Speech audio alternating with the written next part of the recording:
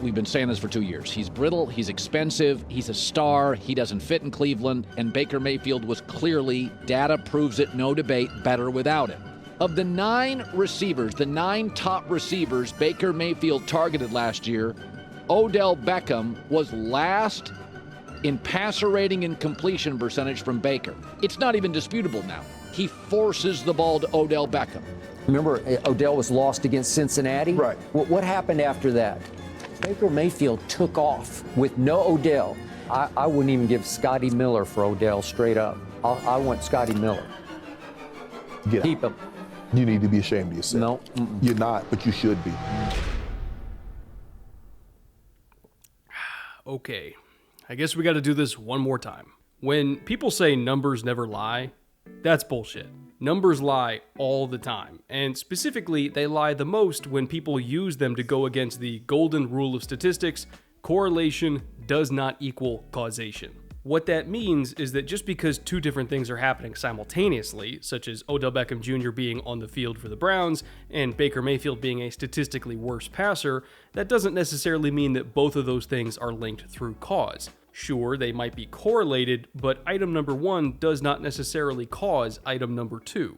I'm not gonna lie, it took me a while to try to figure out how to frame this episode because I wasn't entirely sure how to make it as understandable as possible, and I'm gonna be using some film study to give context to the raw numbers, but in the end, I decided to break down this whole false narrative into 3 distinct questions. Number 1, what is Odell's actual role in this offense compared to the rest of the receiving core that Baker had more success with statistically? Number 2, why was their connection so poor for at least most of the first half of the season before Beckham unfortunately tore his ACL? And number 3, why was Baker statistically more successful over the second half of the year when he was throwing to literally everybody but OBJ? The answers to those last 2 questions are maybe not what you think, but for the sake of making everything here as easily digestible as possible, let's just start from the beginning at question number 1. What is Odell's actual role in Kevin Stefanski's offense?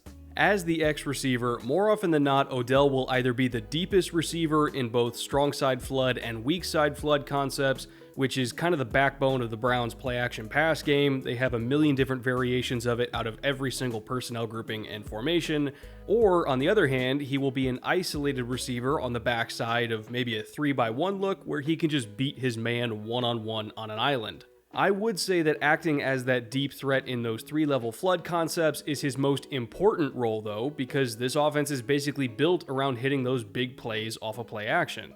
Keep in mind that most of the time on any of these variations of flood, like sail or X angle or anything like that, Beckham, as the 3rd-level threat over the top, was not going to get the ball as often because that is a lower percentage throw. So most of the time, Baker was going to be targeting either Jarvis Landry or the tight ends on the 2nd level because the defense is naturally getting pulled away from that 2nd level by the high-low stretch of that flood concept. Some people in the media have said before that Baker was trying to force feed the ball to Odell too much in those first 6 weeks of the season, especially off play action.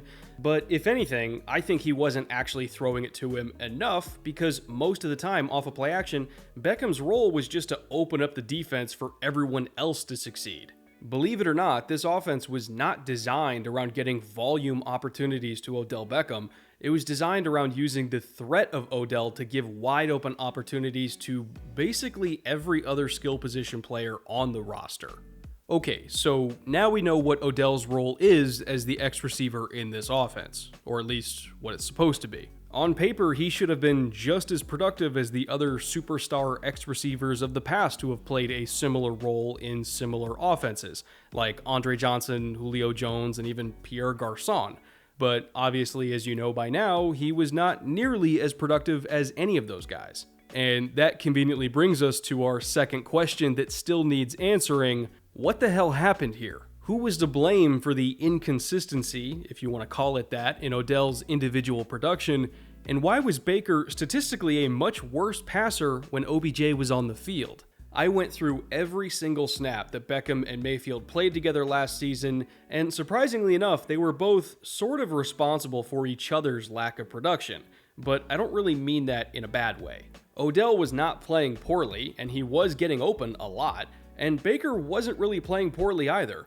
But such a big factor in receiver and quarterback production is chemistry, and of course knowing how to adjust certain routes and throws against certain coverages, and for whatever reason, Mayfield and Beckham just could not get on the same page. There was a great example of that in the game against Washington. They were trying to hit on a corner post against a middle field close look. And by the way, just for those who don't know, middle of field close just means that there's a single high safety in the deep middle, so the middle is closed rather than open. But keep in mind that just because this is a middle of field close look doesn't necessarily mean that routes run to the deep middle are impossible to complete. There are still ways to beat this look. On a corner post like this, for instance, it's still possible to get a big gain if the quarterback and receiver are on the same page for how to adjust the route. As Beckham is breaking on this post and as Baker is resetting himself in the pocket to get off a clean throw, look at what they're both seeing here. The free safety is only 5 yards over the top of Beckham's break. Now, there's two ways to adjust this route here based on that safety's position. Either you can do what's called cutting it flat and take an angle across that safety's face and basically turn it into a very deep crossing route, or you can do what's called a takeoff adjustment and give a little nod to the inside to bait that safety into stepping down, and then take off vertically behind him. That takeoff adjustment is exactly what Odell did here to slip behind the safety, because at such a close distance, he didn't think that he could just cut it flat and go win across his face. Typically, you're only going to want to cut that route flat if the safety is 10 plus yards over the top, because that just means that there's more space to make that flatter angle work. But at only 5 yards of space here, just taking off behind him was honestly the right call. However, right or wrong, Baker was out of sync with Odell's line of thinking here, and he just threw it flat, expecting Odell to work his way across that safety's face and towards the numbers on the opposite side of the field. Beckham then had to come off of his deeper line, which would have been open for a touchdown by the way, and break up an almost certain interception. I know that some people could look at this play and say that Baker either underthrew it or that Beckham ran the wrong route, but it's not really anybody's fault individually, and this play doesn't mean that either one of them were indisputably wrong. They just weren't on the same page, and so they both look bad. And that wasn't the only example that I could find of that either. I mean, whether it was missing go routes down the boundary because Baker didn't have a good enough feel yet for where he could drop it in the bucket, or Beckham just not having a good enough feel for where and when to settle over the middle against zone coverages, something just felt off between them for the first month or so of the season. The trust and communication that you would expect just were not there.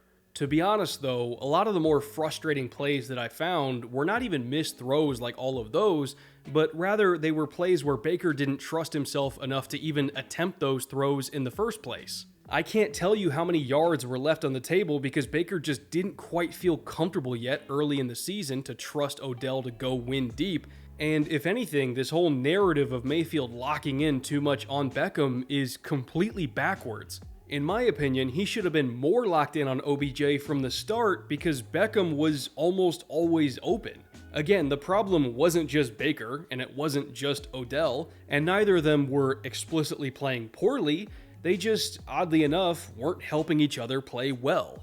Now, you may be asking yourself, okay, so we know what Odell's role was supposed to be, and we know why, at least on paper, it wasn't working out great, at least early on. But why was Baker Mayfield that much better over the second half of the season after Beckham got hurt?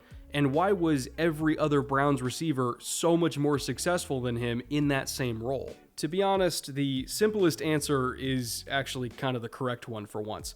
And I'll tell you what that is right after I thank this week's sponsor, Fabulous, for helping to make this show even possible. Fabulous is a company that I'm really excited to work with because over the last year and a half, for a lot of reasons, some obvious and maybe some not so obvious, my mental and physical health kind of took a backseat for me. I developed a lot of bad habits, some of which were pretty unhealthy for me, and I'm slowly but surely getting better, but a big reason why I think I'm getting better is that I have an app like Fabulous to kind of help hold me accountable for the little things on a daily basis. Fabulous is a wellness and habit-building app that's based on proven behavioral science research and techniques that kind of break down your life into small, achievable goals every single day, and they can be 100% personalized to you depending on what you want and need your goals to be. Maybe you need to eat healthier, or drink more water, or carve out some time to work out, or read, or just remind yourself to stand up and stretch every once in a while. Fabulous can help you do that. It can help you regiment your day and build habits at a very flexible, approachable, customizable pace that I personally find really refreshing. I know that a lot of people that watch my show might already kind of have their shit together, so maybe they don't need this as much. But for the rest of us that really do need that extra push to, I guess you could say, maximize our day, I really like Fabulous's approach, and I highly recommend it to everybody. The first 100 people to click on that link down in the description below will get a free week-long trial of Fabulous, as well as a 25% off discount on Fabulous Premium if you want to try that out as well. Again, this is kind of one of my indispensable apps right now, and my goal is that by the end of this football season, if I can just kind of build on some of these habits and hopefully make them permanent, I can go back to being a healthier, more balanced version of myself. So thank you again to Fabulous for partnering with me on this. I really appreciate the support. And with all that being said, why don't we now finally move on to answering that third burning question of this episode? Why the hell was Baker Mayfield so much better in the second half of the year after Odell Beckham Jr. got hurt? And more importantly, why was literally every other Browns receiver so much more successful than Beckham in that X receiver role? Like I said before, the simplest answer is actually the best one here. 2020 kind of fucking sucked. And I know that sounds like a vague catch-all blanket statement because everybody had a bad 2020 and what makes the Cleveland Browns so special. But think of it like this. Imagine if you had a young quarterback who had already lived through 3 different head coaches in his first 2 years, a brand new first-year head coach installing an entirely new system, and on top of that, there was literally a once-in-a-century global catastrophe going on that prevented you from even meeting with those new coaches or your teammates all summer long. Oh, and just for dessert, you don't even get a preseason to shake off the rust in real competition either. You get nothing. Of course there were going to be chemistry issues given all of that, and of course it would take time for the offense to click and for receivers to get on the same page as their quarterback. You want to know why Baker was better with all of his other receivers in the second half of the year? Well, it's because everybody on the Browns was better in the second half of the year, players and coaches alike. By week 7, Mayfield finally had a level of trust in himself to make the throws that he needed to make down the field, and all of a sudden, for example, by December he was pulling the trigger on those third-level reads of those flood concepts against the Ravens that he never even dared to attempt the first time around against Baltimore in week 1, even though Beckham was open consistently in that first matchup. By the second half of the season, Baker was hitting on those big post routes to Kaderil Hodge, he was throwing double moves off play action to Donovan Peoples-Jones, he even knew to throw those post routes flat to Jarvis Landry if the middle of field safety was at a certain depth, and Jarvis would just go get it. Everything from coach to quarterback to offensive line to receiver just worked better. It really did. But the mistake that some people in the media have made when looking at that improvement is that they thought that everything worked better because Odell Beckham was not on the field. But that's simply not true. Football, the most complicated team sport in the world, does not work that way. It never has been, and it never ever will be that simple because, as I said before, correlation does not equal causation. Look, I know that there are going to be a lot of people that watch this video and say that I'm full of shit, the numbers are the numbers, Odell Beckham made Baker Mayfield a worse quarterback, and that's that. But I implore you to take all of that with a massive grain of salt. Football is an extraordinarily complex machine with 22 moving parts on offense and defense that might not all fit perfectly together every single time. That doesn't mean that those parts are bad, but it does mean that they need to be maintained consistently and remolded and sharpened so that eventually they can fit together perfectly again. And unlike last summer, that's exactly what the Browns offense did this year. They all got together down in Texas at Camp Mayfield and worked on their chemistry. They worked on how all these individual parts should fit together, which is by far the most important thing that they could have done this offseason as a team. The only thing, and I mean literally the only thing holding the Browns offense back in the first half of last year was themselves. They had all the talent in the world, but they just didn't have the chemistry to make that talent work efficiently. Now, in 2021, however, I think that they're going to have both. Look, you all know by now that I'm as high on the Cleveland Browns as anybody else. If you listen to my last podcast, the Bootleg Football Podcast, linked down in the description below, our last episode was actually our AFC North offseason review, and I actually picked the Browns to win the division. This team is absolutely loaded from top to bottom, there's no disputing that, and I think that they're going to make a deep playoff run. Now, will they be able to knock off the Chiefs and the Bills and whoever's winning the NFC on their way to a Super Bowl title? Well, I can't say for certain that they're going to go that deep, but I do think that they at least have a shot, which is at least certainly a welcome change of pace in Northern Ohio. The Browns are actual bona fide contenders for once, and I don't know about you, but that feels damn good to finally say. So with that being said, cheers to you, Cleveland. Go make yourselves a baker's dozen at home. It's a recipe that I came up with myself, and it's really damn good. Enjoy this season. Relish being an elite team for once, because Lord knows you guys have earned it. Have yourselves a good weekend. I'll see you all back here on Tuesday.